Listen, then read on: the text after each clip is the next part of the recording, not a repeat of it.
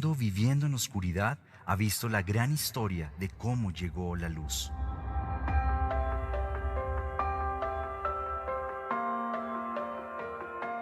Esa luz descendió, contando la historia desde la creación de todas las cosas.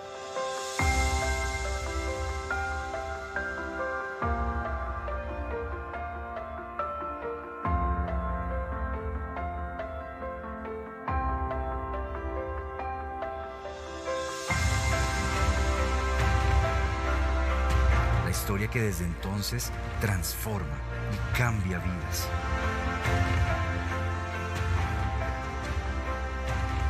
Jesús ha nacido.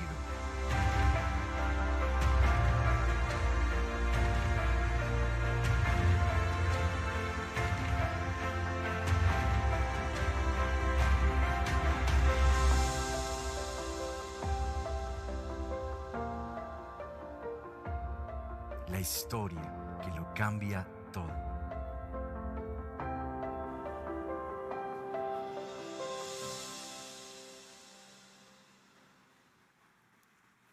La historia que lo cambia todo. Hoy hemos titulado este episodio de la vergüenza al reconocimiento. ¿De qué vergüenza vamos a hablar? De un episodio, un relato que aparece en la historia realmente muy vergonzoso. Un relato que si fuera parte de nuestra historia familiar no lo contaríamos porque nos daría mucha vergüenza. Una historia que uno dice, uy, ¿por qué está eso ahí en la Biblia, en la palabra de Dios? Es más, algunas partes no las voy a leer ni a contar porque usted la debe leer porque puede resultar un poco pasado, digamos. Vamos a ver Génesis capítulo 38 y quiero que pensemos, ojo, y hago una claridad. Lo que vamos a ver hoy no es una historia ejemplar que tenemos que repetir, sacar enseñanza. Vamos a imitar lo que vamos. No. Esa es una historia de vergüenza. O sea, una historia que uno dice, Dios mío, ¿qué cosa es esto? ¿De qué estamos hablando? ¿Sí? Entonces quiero que pensemos un poco en esta pregunta. ¿Realmente qué es lo vergonzoso? ¿Sí? ¿Qué fue lo vergonzoso en esta historia? De esas, otra vez, historias vergonzosas aún en nuestra vida que nosotros no contamos, que no le contamos ni a los hijos, ni a la familia extendida, a veces ni a la pareja porque nos da vergüenza. Y quiero decirles, todos tenemos alguna historia de la cual nos avergonzamos en nuestra vida. Acá hay una historia muy interesante y usted mire, ¿qué tiene que ver eso con Navidad? Peri verá. Mire, quiero que vayamos al texto. Mire lo que dice la Biblia. Ojo aquí, atención, mire, dice, por esos días, y uno dice, ¿por esos días? ¿Cuáles días? Ese es un relato que aparece como un paréntesis en la vida de José, el hijo de Jacob. Aparece como un paréntesis allí y uno dice, por esos días, y uno dice, ¿por qué hace ese paréntesis? Por esos días, Judá, ¿quién es Judá? Judá es uno de los hijos de Jacob. ¿Y quién era ese hombre? Él es el que sugirió vender a José. ¿Se acuerdan de José? Un personaje interesante en la historia. Abraham tiene 2 hijos, de los 2 hijos viene también Jacob tiene 12 hijos, pero ¿qué pasa? Había el hijo consentido que era José y los hermanos le tienen envidia y lo quieren matar y Judá dice, no lo matemos, hay que venderlo y lo venden a mercaderes y Judá dice, se apartó de sus hermanos. Yo no sé si tuvo cargo de conciencia porque él fue el de la idea de venderlo. Engañaron al papá que el hijo se había muerto para deshacerse del hermano por celos, por envidia, por lo que quieran. Uno dice, vea, en las mejores familias sucede de todo. ¿Han escuchado esa frase de que en todas partes se cuecen? Bueno, aquí Judá, parte de todos los hermanos envidiosos. Si usted ha sido víctima del celo, la envidia de sus hermanos, mire, acá hay un relato muy parecido. Y él se apartó de sus hermanos. Y está resaltado porque quiero que vean los resultados de apartarse de la comunidad. No hemos sido creados para vivir aislados. Se aparta de sus hermanos y se fue a vivir a la casa de un hombre llamado Hirá, residente del pueblo de Adulán. Allí Judá conoció, es que tuvo intimidad, a una mujer, hija de un cananeo llamado Súa. Canaán es una tierra que tenía principios y valores contrarios a como había sido criado Judá. y se casó con ella luego de tener relaciones con él. Miren, hasta aquí lo que quiero que notemos es una persona que se aparta, se va, y en pocas palabras, muy parecido a la historia del hijo pródigo que Jesús narró, a la parábola. Este hombre se aparta de su familia, pero esto no es una parábola, es un relato histórico. Él se aparta, se va, me alejo y hago con mi vida lo que quiera. Y se involucra con una mujer que tiene principios y valores muy distintos a como él había sido formado por sus padres. Y se aleja. Y vean lo que pasa. Sigue el relato. Ella, la esposa de Judá, concibió y dio a luz un hijo, al que llamó Tiempo después volvió a concebir y dio a luz otro hijo, al que llamó Onán. Pasado el tiempo, tuvo otro hijo, al que llamó Selá, el cual nació en Kesib. Hasta ahí, uno que está viendo, este hombre, sea por lo que haya sido realmente, un cargo de conciencia, no poder soportar ver a su padre llorar, el duelo por haber perdido a su hijo, supuestamente, pero no lo habían perdido, estaba vivo y lo habían vendido a otro pueblo.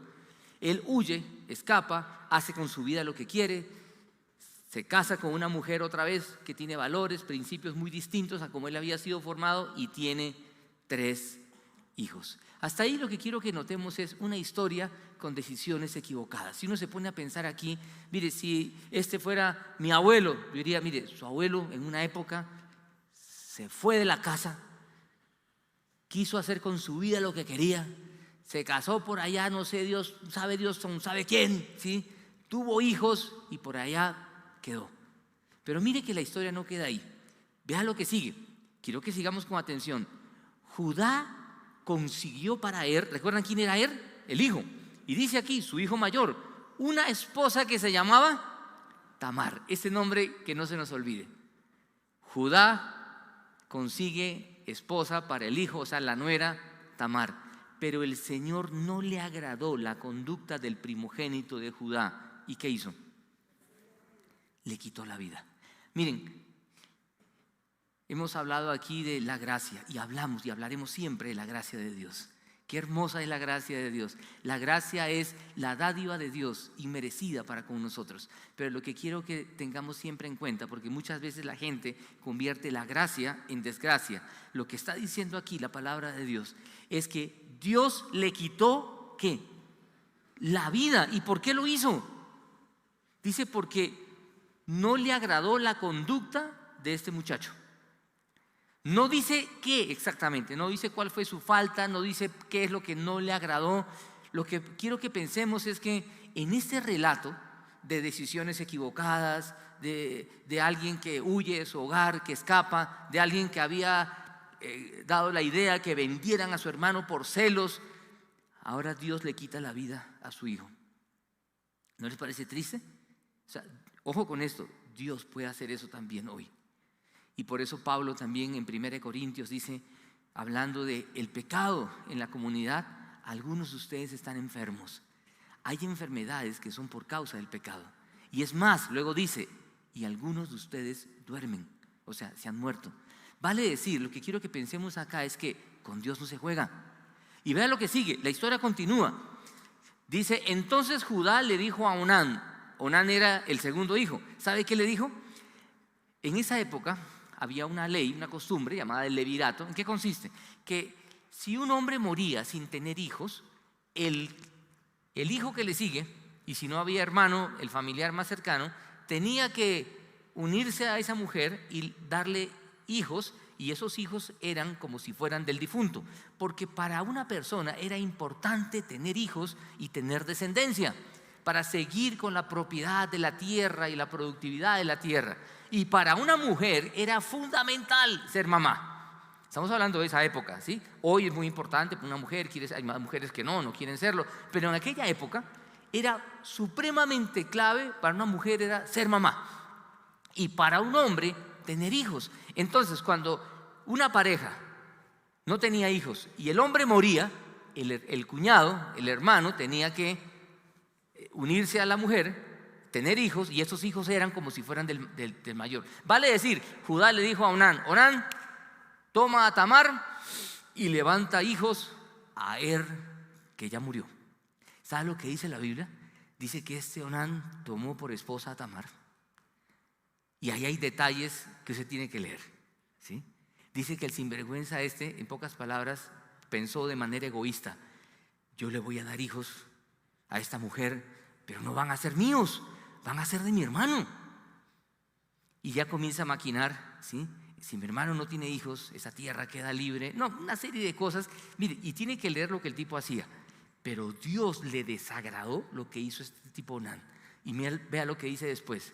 Esta conducta ofendió mucho. Vean lo que está diciendo. Ofendió mucho al Señor, su actitud egoísta.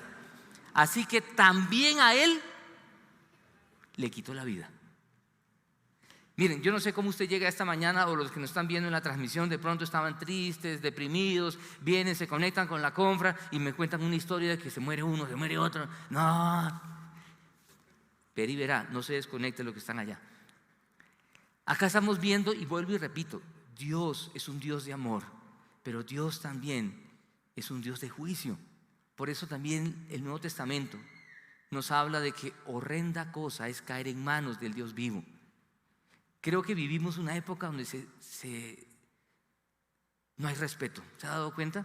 Antiguamente, yo recuerdo en mi niñez en el colegio, el respeto a todos. ¿No saben? En el salón de clase, recuerden los de mi generación, entraba el profesor y ¿qué hacían los estudiantes? Se ponían de pie hasta que el profesor dijera asiento y uno se sentaba. ¿Sí o no? ¿Quiénes vivieron eso? A ver, ¿cuántos hay aquí de esa generación? En cambio ahora el profe entra y muchachos, hey, chicos, ¿sí? No se respeta al profesor, no se respeta a ninguna autoridad, tampoco a Dios. Y creo que uno le toma el pelo a Dios a veces y coge la gracia para convertirla en desgracia, y olvidamos que Dios es un Dios de juicio, que le quitó la vida a el hijo mayor de Judá, porque algo estaba haciendo mal, y a por egoísta, por perverso. Y léalo porque me da pena poner aquí lo que dice, pero porque es medio triple X, pero tranquilo. Pero léalo. Le quitó la vida a estos dos. Ahora, póngase en los zapatos de Judá. ¿Usted qué diría? Mire, me voy de la casa, huyo, cargo de conciencia, yo vendí, contribuí a la venta de mi hermano, me busco una mujer por ahí, a mí no me importa lo que me hayan enseñado, hago lo que quiera con mi vida, tengo 3 hijos, se me muere el primero. Después se me muere el segundo. Y yo le conseguí la esposa. Yo creo que Judá dijo: esa Tamar es matamaridos. Y tenía un tercer hijo, ¿se acuerdan? Selá. Pero Selá estaba chiquito. Entonces le dice: Tamar, ve a la casa de tu papá, sigue con tu viudez hasta que Selá crezca, y cuando crezca te lo doy por esposo para que tengas hijos y los finados tengan descendencia. Tamar se va a la casa de su papá. Para ella era terrible regresar a la casa de su papá viuda, sin hijos, y el chiquito Selá crece y nada que se lo dan. Si usted fuera Tamar, ¿qué haría? ¿Estaría brava o no? ¿Reclamaría o no? Oiga, Tamar, ya el muchacho creció, eche para acá.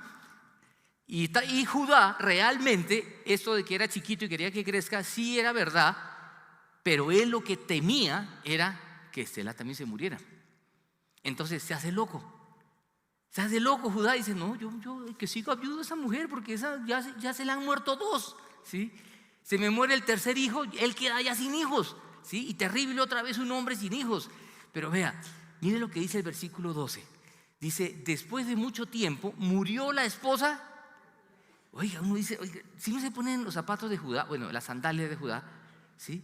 Se me mueren 2 hijos, ahora se me muere la esposa, ya estoy viejo, viudo, solo me queda un hijo, la otra viuda esperando. ¿Usted qué diría? No, el bulto de sal, ¿cierto? Me llegó la roya. O sea, no dice, miren, si esta fuera nuestra historia familiar, ¿no? ¿Qué diría? Oiga, qué tristeza la vida del abuelo Judá. ¿Saben lo que pasa con el relato? Déjenme contarle. Dice la Biblia que Judá pasó el tiempo de su viudez, porque había un tiempo como de luto, y el hombre se va a una fiesta a esquilar sus ovejas, porque eso era como una fiesta, y donde había comida, bebida, y se va a esquilar sus ovejas, yo diría de pronto como para ahogar sus penas. Y Tamar, la nuera, se entera que el viejo está esquilando ovejas en la comida, la bebida y toda la fiesta. ¿Y sabe lo que hace Tamar? Otra vez, repito, acá no estamos hablando de hay que seguir el ejemplo de Judá. No. Esto es un relato de vergüenza. ¿Sabe lo que hace Tamar?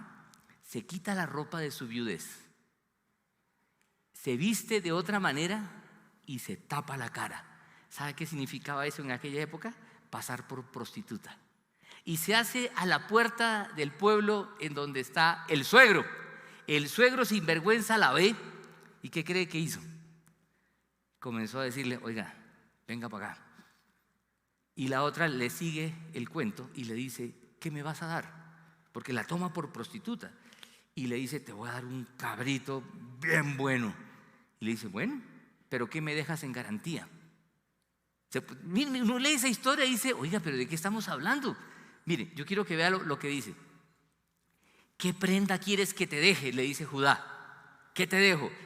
Preguntó Judá. Ella dice, dame tu sello y su cordón y el bastón que llevas en la mano, respondió Tamar. Judá se los entregó, se acostó con ella y la dejó. Tamar se embarazó ¿de quién? Del suegro. Otra vez, si Judá fuera mi abuelo, yo contándole a mi hijo, mira, mi mamá tuvo, yo soy hijo, pero no de su esposo, sino el abuelo. ¿Se imaginan qué vergüenza? ¿Sí o no? ¿A usted le daría pena o no? Y ella le dice, dame tu sello y tu cordón y el bastón. Eso eran 3 elementos muy importantes en aquella época. El sello era lo que se usaba como para firmar documentos legales. Esto era como decirle, mire, dame tu cédula, dame tu tarjeta de crédito y tu celular.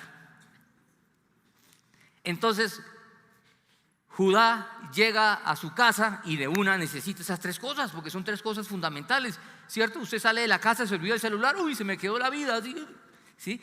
A él 3 cosas fundamentales. ¿Y qué hace? Manda el cabrito con uno de sus amigos y el amigo va con el cabrito y Tamar, no sabía que era Tamar, la ramera, la prostituta, y toda la gente le dice, aquí no hay ninguna prostituta. No, sí, una prostituta, que aquí no hay. El tipo regresa con el cabrito y le dice, Judá, no he podido recuperar tus 3 elementos fundamentales, ni tu cordón, ni tu sello, ni tu bastón, porque simplemente la gente del pueblo dice que aquí no ha habido prostituta alguna. Y Judá se la da de digno, dice, pues yo mandé el cabrito, vieja ladrona, prostituta, se quedó con mis cosas. Uno sigue leyendo y dice, oiga, ¿no le parece es una historia como, esto hay que hacerlo película? Qué terrible lo que está pasando aquí, ¿sí? Pasa el tiempo. Miren, pasa el tiempo, ella queda embarazada y sigamos leyendo. Voy a brincar un poquito porque no dice, como 3 meses después de 3 meses ya se nota, ¿cierto? Como 3 meses después le informaron a Judá lo siguiente, escuche, tu nuera Tamar se ha prostituido y como resultado de sus andanzas ha quedado embarazada. Sáquenla y quémenla, exclamó Judá. ¿Qué tal esa? O sea, el tipo, uno dice, no, pues tan digno, tan correcto, ¿cierto? Sáquenla y quémenla. Y dice que sacan a Tamar y la van a quemar por adúltera, porque era una viuda que tenía que esperar que le dieran a Selá para que tuviera hijos. Ella no podía casarse con otra. Miren la desdicha de esta mujer. No podía casarse con otro hombre, tenía que esperar que el hijo de Judá, el tercer hijo, ¿sí?, o algún familiar cercano le diera hijos. Pero como no pasaba nada, seguía y seguía. Y este Judá dice, sáquenla y quémela. ¿Se imaginan sacarla y quemarla? ¿Les parece justo eso? Con Tamar, si Tamar fuera su prima, su hermana, su familiar, su amiga, ¿usted qué haría? ¿Le parece justo? La van a quemar a la pobre vieja. Lo único que quería era tener hijos. ¿Sabe lo que hace ella? Ella dice, cuando la van a sacar, la están sacando, ella saca y dice, miren, estoy embarazada del dueño de este bastón, de este sello y este cordón. ¿Qué tal esa? O sea, lo echó al agua al viejo, ¿cierto? Y la historia, vea lo que dice, dice, Judá los reconoció, dijo, eso es mío. Y declaró, su conducta es más justa que la mía, pues yo no le di por esposa a mi hijo Selá, y no volvió a acostarse con ella, o sea, no la tomó por esposa. Pero miren lo que está pasando acá. Esta es una historia que uno dice, oiga, esto es de vergüenza realmente. Y otra vez, la mejor manera de sentir la vergüenza es pensar que esta es mi familia, ¿sí? Usted no contaría estas cosas, todo lo que pasó, de dónde vengo yo, ¿sí? Y vean, empieza con decisiones equivocadas, hay muerte, hay luto. Ahora alguien dirá, y hay personas que a veces exaltan a Tamar, dicen, tan astuta Tamar, que logró que se hiciera justicia. A mí me queda ahí como la duda porque ella fingió, engañó al viejo, ¿sí? Uno diría, ella tuvo que haber ido y hablar, oiga, ya es hora que usted me dé al hijo y de pronto reclamar lo que es justo, pero de pronto uno dice, no, pero ¿y qué tal que no? Mire, es como tomar justicia por su propia mano. Pero uno ve toda esta historia y uno dice, oiga, qué tristeza. Ahora, también dice que no volvió a acostarse con ella, vale decir que como que la respetó a la viuda. Pero vea, el texto continúa. Quiero que brinquemos un poquito más adelante, el versículo 37. Mire lo que dice más adelante. Dice, cuando llegó el tiempo de que Tamar diera a luz, resultó que tenía ¿qué? Ella estaba angustiada porque no tenía un hijo. Ahora Dios le da 2, le da mellizos. En el momento de nacer, uno de los mellizos sacó la mano, o sea, el primogénito, ¿cierto? El primero. Le ató un hilo color rojo en la mano y dijo, este salió primero, este es el primogénito. Ojo que en aquella época el primogénito era algo muy importante porque el primogénito tenía ciertos privilegios sobre los demás. Mira el siguiente. Pero en ese momento el niño metió la mano y salió primero el otro. Entonces la partera dijo, ¿cómo te abriste paso? Por eso el niño lo llamaron Fares, que significa abrirse brecha. Luego salió su hermano con el hilo rojo atado en la mano y lo llamaron Sera. Vale decir, el primogénito nació después y el otro fue que nació. Bueno, usted dirá, ¿y eso qué tiene que ver? Ya quiero que lo tenga ahí presente. Esta historia vergonzosa, la pregunta es, ¿cuál es el reconocimiento aquí? Otra vez, esta es una historia que uno la lee y dice, oiga, acá hay tristezas tras tristezas. De la vergüenza al reconocimiento. ¿Cuál es el reconocimiento? Es la pregunta. ¿Cuál es el reconocimiento que podemos ver en este relato? Yo quiero que ustedes recuerden lo que miramos hace 8 días en la genealogía de Jesús. Vean Mateo lo que dice. Dice, Abraham fue el padre de Isaac. Isaac, padre de Jacob. Jacob, padre de Judá. Miren, Judá, cuando hablamos de Jesús decimos el león de Judá. ¿Judá fue un hombre ejemplar? ¿Usted qué dice? ¿Fue ejemplar Judá? Y de sus hermanos, Judá, ¿padre de quién? De Fares, el que nació primero, pero que realmente no era el primero, porque el primogénito era muy importante y por el primogénito venía la descendencia, y aquí como que Dios permite que la descendencia de Jesús venga del siguiente, como rompiendo esquemas en la mente humana que siempre busca como la ley, ser legalista. Dice, cuya madre fue Tamar. Fares, padre de Hezrón, Hezrón padre, y sigue, luego llega David y luego llega Jesús. En la familia de Jesús uno puede ver estas historias. Y lo que quiero que pensemos aquí es, uno dice, pero entonces, ¿cuál es el reconocimiento? Miren, este relato nos muestra que se llega a ser parte de la familia de Jesús solo por su gracia. Acá no hay ningún mérito. Nosotros solemos pensar que estamos aquí porque soy bueno. Señor, alguien me decía una vez, oiga, el Señor tiene que tenerme en consideración. Yo no falto a la confra nunca. Recuerdo una vez, eso me pasó en otro lugar, me dijo alguien allá en Ciudad Salitre, me dijo, oiga, Joaco, yo vengo a la iglesia más que usted. Porque a veces uno viaja, está en otro lugar, en otras reuniones, ¿sí? Él nunca faltaba, nunca. Y qué bueno que nunca falte. Pero ¿se dan cuenta cómo surge un cierto orgullo espiritual? Yo he leído la Biblia completa. ¿Usted ya la leyó? ¿Sí? Yo estoy en grupo de crecimiento. ¿Usted sí está? Debería estar. ¿Sí? Le va a hacer bien. ¿Sí? Qué bueno que esté en grupo, qué bueno que haya leído la Biblia. Pero ese orgullo que sale en el ser humano, miren, se llega a ser parte de la familia de Jesús solo por gracia. Todos somos pecadores, unos más que otros. Y la gracia de Dios nos hace parte de su familia. Por eso en Navidad celebramos y titulamos esta serie La historia que lo cambia todo. Jesús, el que viene de toda esta línea genealógica, le cambió la historia a esta gente, a este Judá que cometió tantos errores, para que aparezca ahora aquí en su lista familiar. Por la gracia de Dios se llega a ser parte de la familia de Dios. Pero tenemos que tener en cuenta o tener claro que sí, la gracia de Dios me perdona, me restaura, cambia mi vida, pero debo tener cuidado que con Dios no se juega. Me llama la atención que en este relato, donde uno puede resumir y decir, vea, en medio de esa desgracia familiar, uno puede ver que Dios por su gracia incluye a esta gente en la genealogía de Jesús. Pero en esta historia uno puede ver el juicio de Dios. Recuerden que muere, Onán muere, y Judá sufre las consecuencias de sus malas decisiones. Dios perdona, Dios restaura. Dios perdonó al rey David, pero David tuvo que enfrentar las consecuencias de sus malas decisiones. Por eso quiero que una mañana como hoy, donde estamos celebrando Navidad, pensar la historia de Jesús cambia nuestra historia. No importa lo que nosotros hayamos vivido, no importa nuestra historia familiar, las desgracias familiares que cada uno pueda tener y que a veces nos avergüenza contar. Hoy estamos aquí por su gracia, no por nuestros méritos.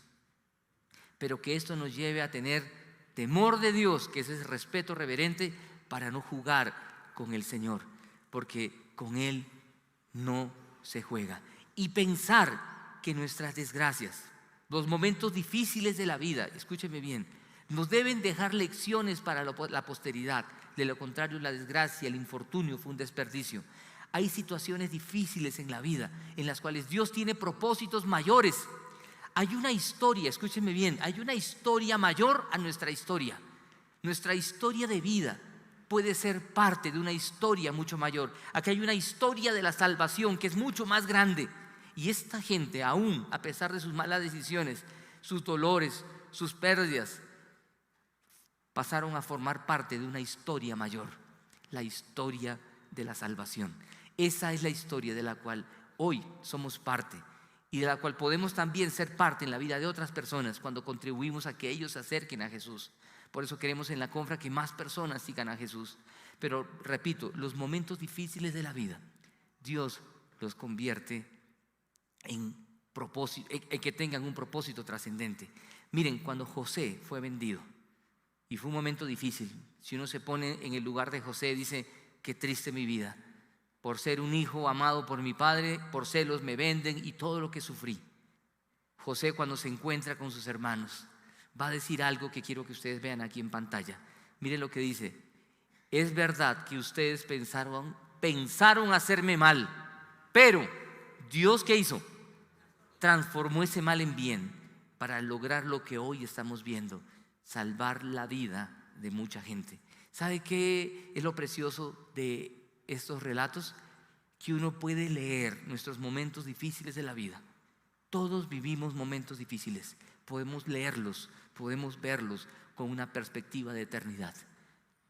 Y cuando vivo un momento difícil, de esos estresantes que le quitan a uno el sueño, que todos tenemos, poder pensar: Dios, tú estás en control y tú tienes propósitos mayores y más elevados que hoy yo no entiendo, pero que algún día entenderé en esta tierra o cuando esté contigo. Y eso trae paz. Nuestra historia no es parte de una historia mayor. Por eso quiero que pensemos en lo siguiente a manera de conclusión, y quiero que lo lea con cuidado, que trato de resumir aquí la enseñanza de hoy. Miren, se llega a ser parte de la familia del Señor solo por su gracia, no por nuestros méritos. Solo es la gracia de Dios. ¿Qué tengo que hacer? Acercarme a Él y decirle: Señor, quiero ser objeto de tu gracia. No depende de la historia personal, porque no es por méritos. No depende de nuestro pasado, de nuestros errores, de nuestros pecados. Cuando ponemos nuestra vida en sus manos, su historia, esa historia mayor, la historia de la salvación que lo cambia todo, le da sentido a nuestro existir, aún a los infortunios. La siguiente, por favor. Por eso celebramos Navidad, el nacimiento de la persona más importante en la historia. En la familia de Jesús hay un lugar para ti. Si hay alguien que no ha puesto su vida en las manos de Jesús, hoy es un buen día. Los que nos ven en la transmisión, hoy es un buen día. Y si lo hemos hecho, poder salir de aquí con la alegría, con el gozo de decir: Señor, mi vida no es un azar de la naturaleza, soy parte de una historia mayor. Y todo lo que estoy viviendo, tú eres soberano, tú tienes control, y puedo vivir confiado que mi vida está en tus manos. Y en los momentos más difíciles decir: Señor, tú tienes el control de esto, yo no tengo por qué afanarme. Tú eres el Señor de la historia, y tu historia lo cambia todo. Cambia mi lamento en baile, cambia el desierto en manantiales de aguas. Puede hacer eso con cualquier vida. Qué rico vivir la vida entendiendo que nuestra historia es parte de una historia mayor que Él está escribiendo. Y como Confra, en este tiempo de Navidad, queremos decirle a la gente: hay mucha gente sufriendo en este tiempo, que podamos llevar esperanza. Usted me dirá: sí, pero yo estoy sufriendo. Alentemos el corazón, animémonos pensando: es Navidad, es nuestra fiesta, y celebramos el nacimiento de la persona que le da sentido a la vida, que le dio sentido a esas vidas y le quiere dar sentido a nuestra vida, porque su gracia es mucho más grande que nuestras desgracias. Vamos a orar y darle gracias a Jesús, porque su nacimiento, su vida, su muerte, su resurrección nos da sentido para vivir. Señor Jesús, gracias porque al leer tu palabra y al ver estas historias de tristeza, de vergüenza, qué bueno pensar que tú les das reconocimiento por tu gracia.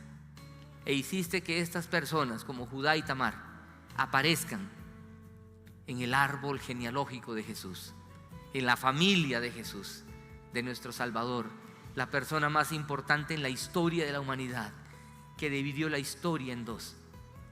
Señor, gracias porque a pesar de la historia que cada uno tiene, tú la conoces muy bien, Señor. Tú sabes de dónde venimos, qué hemos sufrido, con qué hemos luchado,